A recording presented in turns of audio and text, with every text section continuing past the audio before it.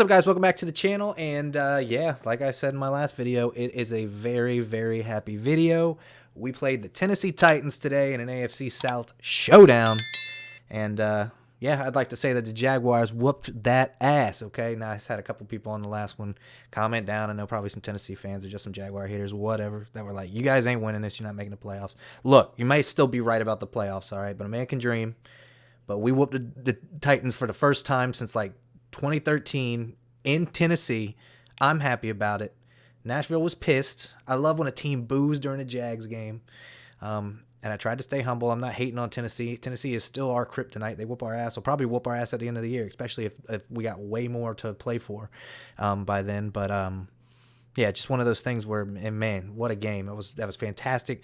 A lot of the stuff I talked about in my last video was exactly what went down in this game. And as you see, it was one of those things that really changed the course of the whole game. I mean, we had three, I think three at least in the first half, maybe four in the first half. I think the fourth one came in the second half, but 3 turnovers. Defense played outstanding, and I mentioned it. We had to have some guys step up that did not step up last week. Like Trayvon Walker had a fantastic first half. He was all over the place.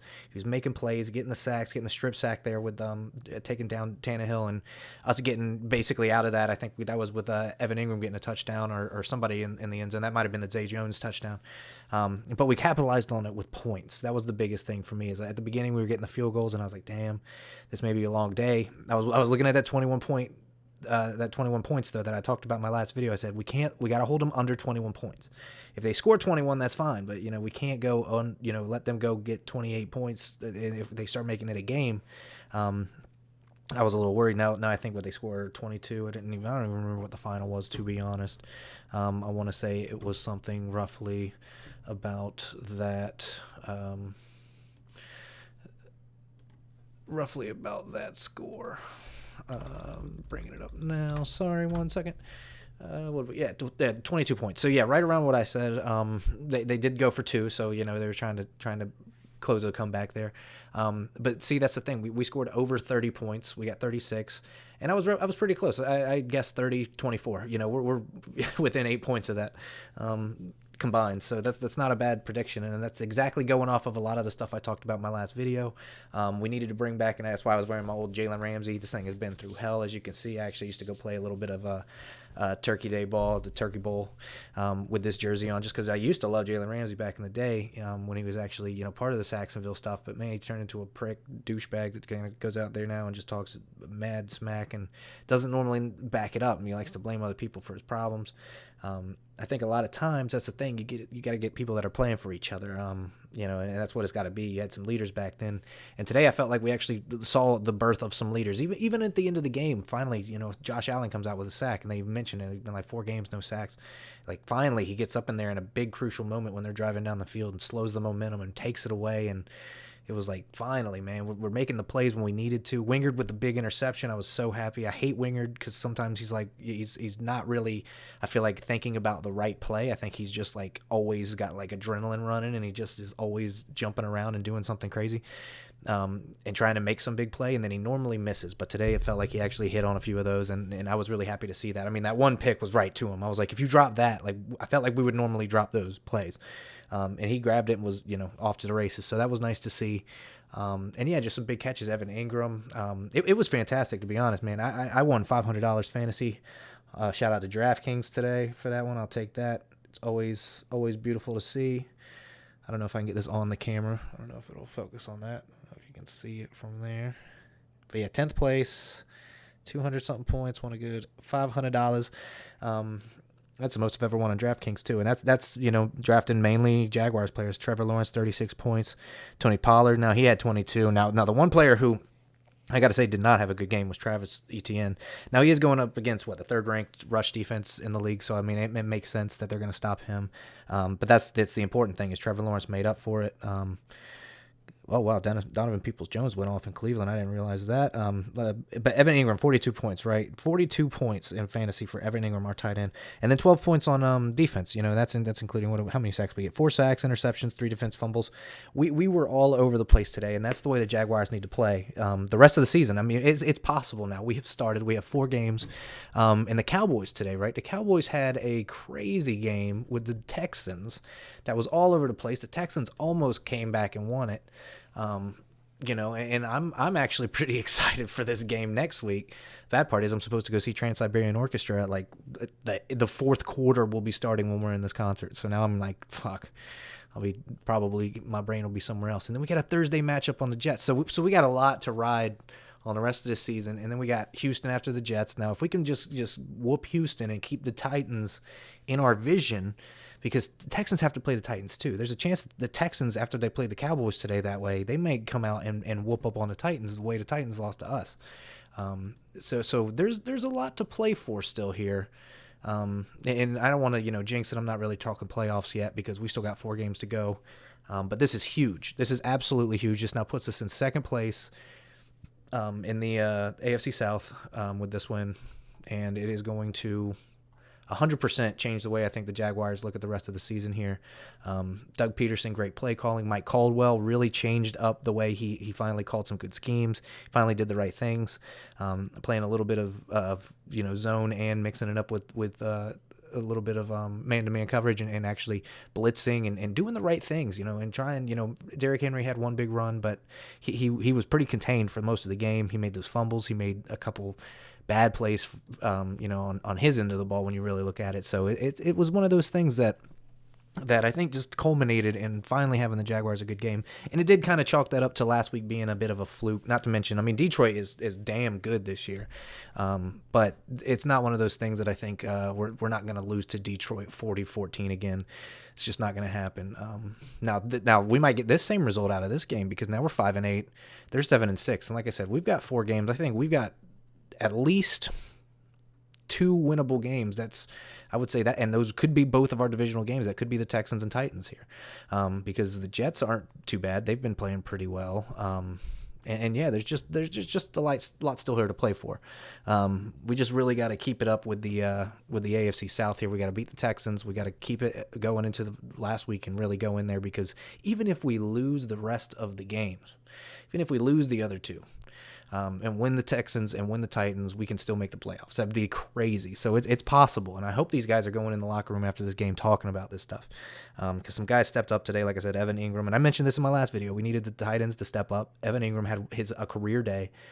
Trevor Lawrence hit the throws. I told it. He can pick it apart. They played exactly into our hand. They didn't play a lot of man-to-man coverage. They played a little bit of zone, which actually opened it up because they were trying to contain Travis Etienne, and you could tell that's what they did. They wanted to stack the line. They wanted to have their guys kind of drop back, not show out where they're going to be, how many players are going to be dropping back, and what kind of zone they're going to be playing, who's going to be man-to-man where, who's going to pick up the slot receiver, who's going safety. But there was a decent amount of plays where we were able to chop apart the defense because of those schemes that they were running, and I think it worked well, because we started going, well, if you're not going to let ETN get through, then we're just going to tear you up this way. And they utilized it. Zay Jones had a fantastic catch, good heads-up play in the side of the end zone there, one of the best catches I've ever seen, one of the best toe taps I've ever seen. That's a toe drag swag play for Nate Burleson on that one. It was just an outstanding game. So it's one of those things. Don't get me wrong, the Titans are a good team. They still played well, but you could tell they slowed down. We started figuring out what they were doing a little bit there. Started figuring out that they weren't just going to go to Derrick Henry. They had Robert Woods. He was really starting to chop us up at the beginning there, and then we just started actually playing really good defense. Started playing heads up ball and never let it get too out of our reach. And I think that was what changed it, because it was 14-7 going into the second quarter, and by halftime we had changed that entirely. And that was what was important: is you take each drive. All right, we're down 2, we're down 1, we're ahead 1, we're ahead 2. You gotta chop it down. It gets the big numbers, make people confused. But it felt like our guys were into the game today. It felt like our guys are actually there to play some ball. And this makes the Cowboys game next week a huge game. And I think a lot of people, a lot of Eagles fans will be rooting for us. I think there'll be a lot of, Jaguars fans are just going to be ready to go, man. I'm excited for it. And just shout out to a lot of guys that stepped up today. Travon Walker, Josh Allen. There were just some dudes. And to be honest, even the O-line stepped up. Cam Robinson, a couple guys. They looked like they were having some good days. Trevor Lawrence wasn't in too much duress. He had a couple passes, knocked down, but for the most part, they kept him clean. And some of the guys like Evan Ingram and them, man, they were just able to get out there. And like I said in my last video, Tennessee doesn't have too many studs on defense. They just got some guys that are just really solid. They've got decent schemes that they play, but it's not something that we couldn't overcome, especially with the talent that we have. And I think we utilized some guys like Marvin Jones, some of these guys that were able to run some weird routes, take away some players, and we could go at the defense that way. And it was fantastic. And so now that we're looking at this, I mean, again, a lot to play for. I think we got to watch the rest to see what happens with the Colts and the Texans next week and everybody else. Actually, I'm interested to see what the Texans' schedule is, because the Texans today they played fantastic. There was a couple times they had the Cowboys kind of in the corner. They still play the Colts. They got us and the Colts, and the Titans. They got 3 divisional games left.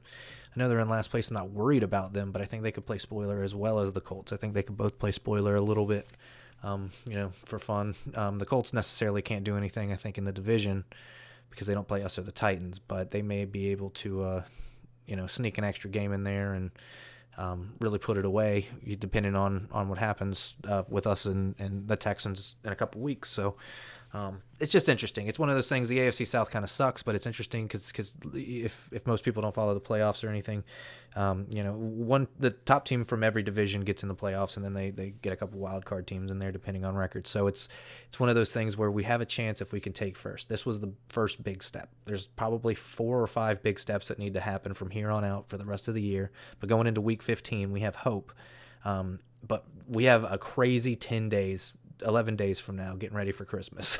Christmas is 2 weeks from now, and we have 2 huge games for the Jags and then setting up 2 huge divisional games. So if we can win these 2 games and run in with crazy momentum, if we win these 2 games, we go 7-8, we have a chance, a realistic chance to, go to the Texans. And I just don't want to say that the Texans is a gimme because it's never a gimme. It's a divisional game. But if we go in there and win that and go 8-8, and we're going into the Titans with an 8-8 steam, even a 7-9, I don't care if we go losing season, but we get close, man. This is huge. This is big for the Jags. This is big for everybody. It's big for Trevor Lawrence. Like I said, the only guy I'm worried about is Travis Etienne. I'd like to see more from him, but we didn't give him a lot to work with. We gave him runs up the middle. It's the one thing I didn't see creativity with Travis Etienne. It felt like we just kind of gave up on him. I'm not in any way writing him off because of that. Because we just had, Evan Ingram was just having a day. We went to the guy with the hot hand. Like I said, we got to do it. And I pointed it out. Dan Arnold came in for a couple plays, had some decent catches, a couple important catches. Christian Kirk made a few important catches. But yeah, overall, it's exactly what you want to see as a Jags fan.